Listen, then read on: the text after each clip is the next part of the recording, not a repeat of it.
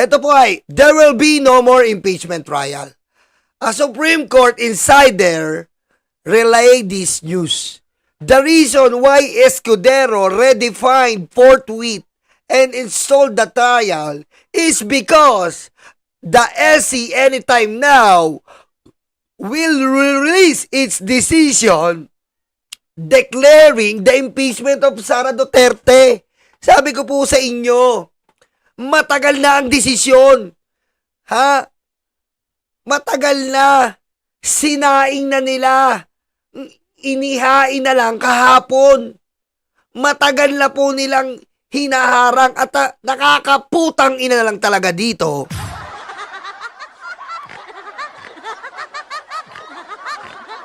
Ang nakakabobo po to, meron pong isang congressman ang pinapa-invalidate ang pag-file ni Sara sa Supreme Court. Tama po yun. Dapat invalidate o hindi po valid ang pag-file ni Sara sa Supreme Court. Bakit ka magpa-file? Impeach ka na.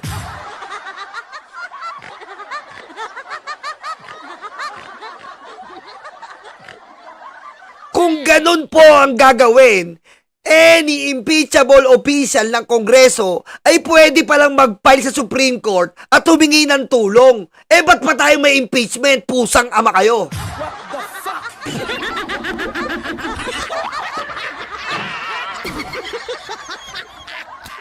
Diba? Bakit pa tayo may impeachment kung pwede palang tumakbo sa Korte Suprema? Alam nyo ba, pwede kang tumakbo sa Korte Suprema kapag tapos ng impeachment, pusang ina nyo!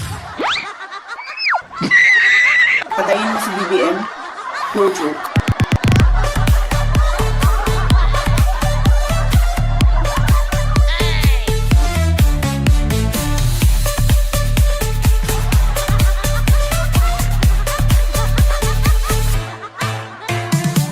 Diba? Ganun yun.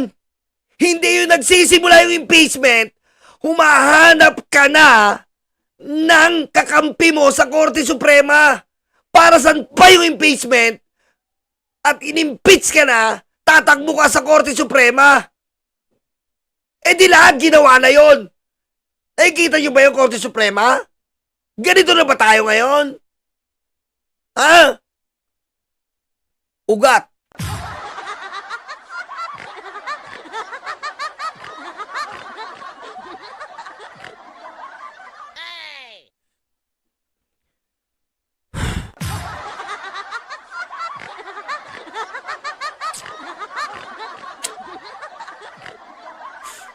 Ngayon kung makukulong ako, bahala na kayo dito. Mag-live kayo mag-isa. What the fuck? Ha? Kung makukulong ako, bahala na. Stupid.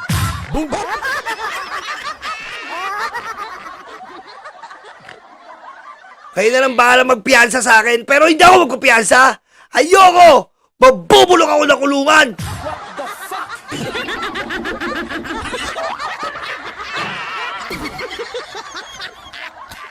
Diba?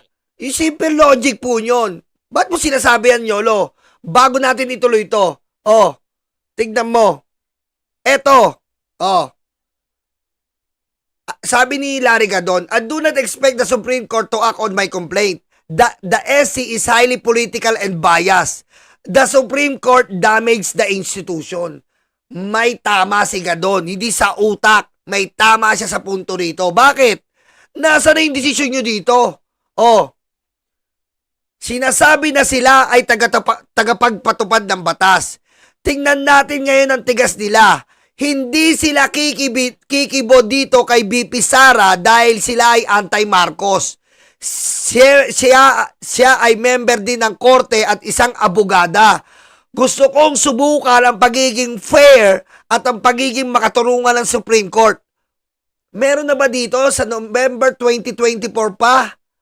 Meron na ba? Inaksyonan nyo ba to na pinadidisbar ni Larry Gadon?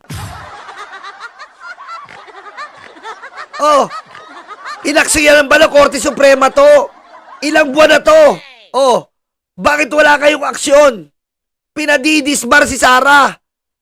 Ano to pag Supreme Court may kampihan na? What the fuck?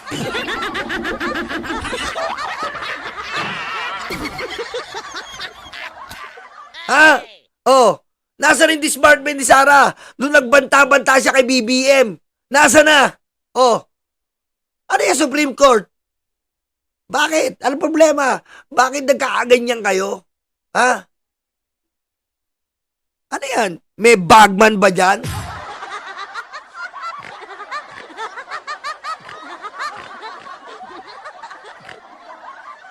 Hindi tayo nagagalit sa desisyon nila na tawag dito na sinasabi nila na yung desisyon nila na unconstitutional. Ang nagagalit po tayo dito ay bakit? Alam mo yon? Bakit ganun ang dinahilan nyo? Dinahilan nyo sa technical. Akala ko ba matatalino kayo? Bakit tinechnical nyo? Ha? Ha? Alam mo yun, nagdumagdag kayo sa gulo. Dumagdag kayo sa gulo dito eh. Sabi pa ng Kongreso, hindi nyo sila inayaang magpaliwanag. Agad-agad kayo may bagyo. Walang pasok ang gobyerno. Ang sipag nyo. Industrious. What the fuck?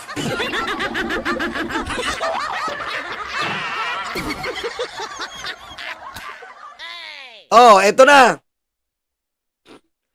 The Supreme Court will release this declaring the impeachment of Sara Duterte unconstitutional. Eto na ha. Joel Villanueva is assisting Escudero in stalling the trial. Anong ginawa ni Villanueva? Anong ginawa? Ang sabi niya, August 4. August 4. Di ba sinabi ko sa inyo? Nakaraan, gusto ni Villanueva, August 4. Pumalag si Lacson. Nung pumalag si Lacson, ay putek, masisira ang plano. Korte Suprema, ilabas na! Ngayon din!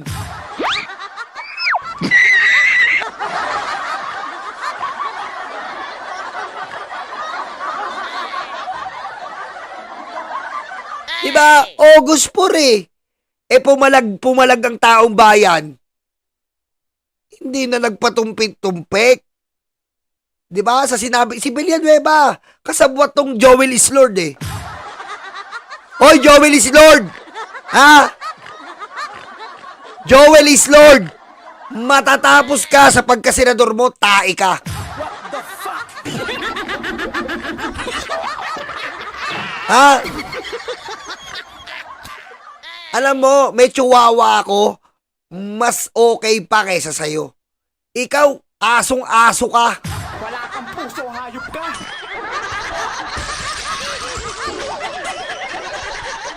"12 justices will vote for its unconstitutional..." Tama.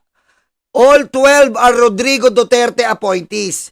The insider said it was Bongo who managed the loyalty of these justices. What the fuck?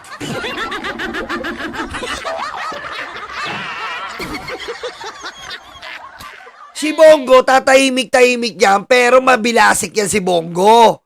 Mabilasik yan. Nagbabayad nga yan kada patay mo eh. Wala kang puso, hayop ka! Tatahimik si Bongo, pero mabilasik si Bongo. Kaya niyang bayaran ng bawat napatay ng mga pulis doon. Ganun niya si Bongo. Oh, Go was beneficiary of Escudero's budget insertion. Budget insertion, beneficiary, tignan natin kung totoo yan, okay? Cheese Escudero top allocation under 142 billion inserted in the 2025 budget. Flood control, 17 billion. On behalf of Bongo, 3 billion. What the fuck?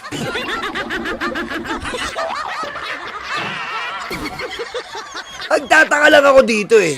Nagtataka nga ako, di ba nireact natin to? Nagtataka ako dito ko sa mga Senado. Nagpa-flood control din pala kayo kung makasita kayo, ganun-ganun na lang. Nagpa-flood control na rin pala kayo. Yung pala, control nyo rin. What the fuck? Tama, George Tapia. Ayan o, in behalf of Bongo, 3 billion. Ano ba naman yung 3 billion divided by 12? Nagtatanong lang po.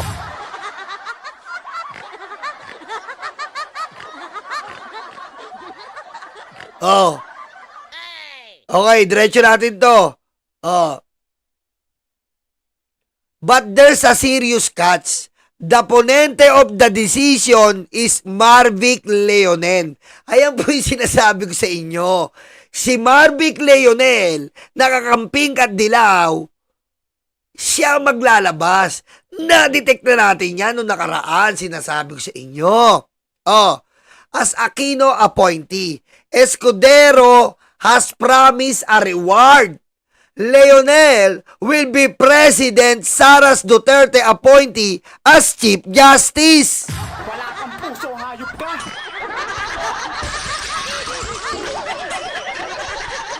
At 62, Leonel still has 8 years to go before retirement. He turned 70 in 2032.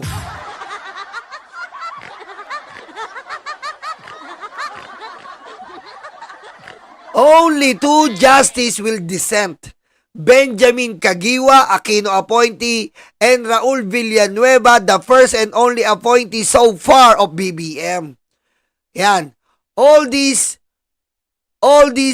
of course, stand on a big if. If the info from the SC Insider Informer will come to pass and proven to be true. At totoo nga po ang nangyari, 13-0. Ngayon may nagtatanong po, bakit bumoto si Villanueva? Kasi po si Villanueva po, na appointed ni BBM, ay wala pong magagawa siya.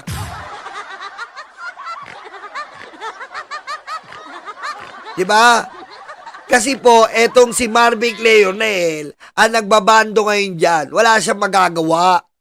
Wala siyang magagawa, okay? All this, of course, is whether the insider, natapos na pala yan. Whether the insider is telling the truth or not, the paramount response for us is vigilance. Under era of impunity may come our way, one in which the highest cost of the land has become political in a hyper-partisan way. Has another Duterte of the worst kind will come in 2028. Will the Filipino tilt towards mass indignation? Will the House initiate another impeachment complaint next year? If it comes to pass, the BBM government will effectively become a lame duck. How will it respond to such a travesty of the Constitution? Ayan nga po ang pinatahak natin problema ngayon, na wala tayong lagusan ng katotohanan. Ngayon po, mga kababayan ko, wala tayong lagusan ng katotohanan. Sapagkat ang mga hayop na mga korte ay talagang di umano'y nababayadan.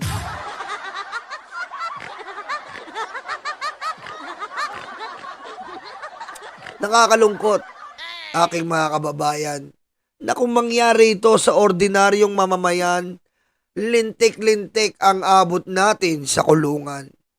Bilang representante ng Kinadyot Bulacan, huwag kayong mag-alala, aking kababayan. Hindi tayo titigil hanggat hindi natin nakukuha at nakakamtan ang hustisyang hinangad. Kahit anuman ang sukli at kapalit, atin itong isasagad. What the fuck?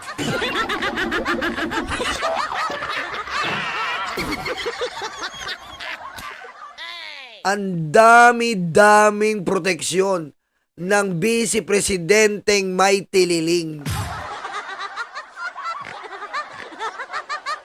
Senado at Korte kontrolado, talagang mapapailing. Pero kahit ganito, kahit ganon,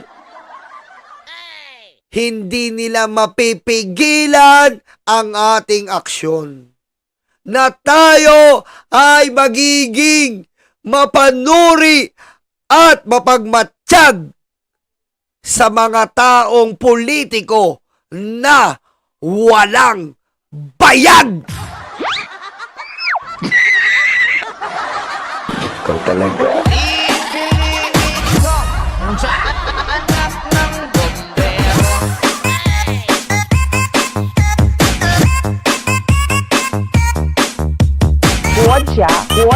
国家主席习近平